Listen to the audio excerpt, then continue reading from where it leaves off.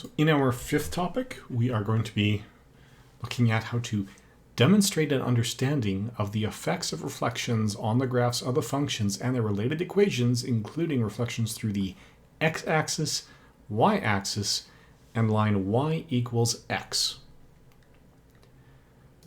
So, like with a lot of the others, reflections are something that we dealt with qualitatively and not really quantitatively in junior high. But if you have the functions, say, y equals x squared, that's our original function. If you reflect it in the x-axis, you're going to have this. Right? The reflection is like you put a mirror right at that point.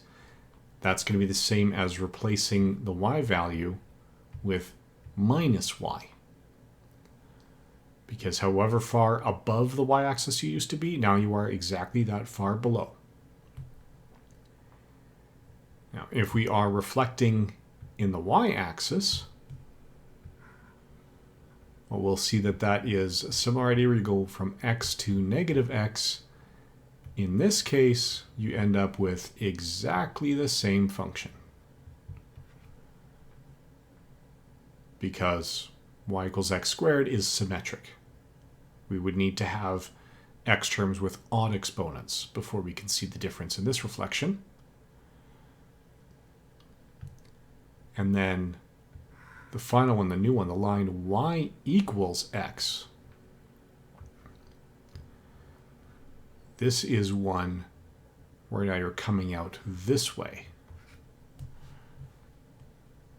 And it's reflected along that y equals x line here. So it's going to intersect with its originals right on these points at that y equals x line.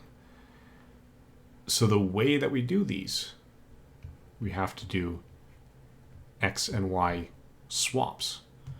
So whatever we used to have as our xy value, say this is the point xy, after we reflect it, well, that is now the point y x.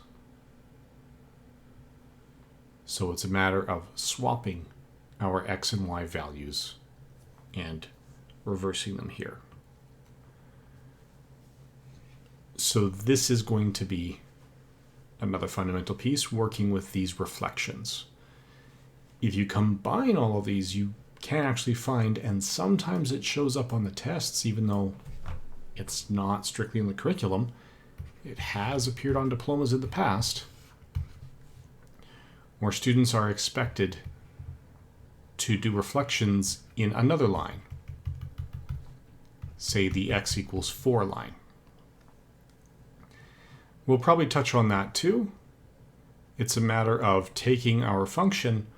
We know how to reflect it if we're reflecting it on the y-axis. We're reflecting it to a different line parallel to the y-axis, but at x equals 4. So it's a 3-step process. Step 1, you translate the whole thing 4 units left.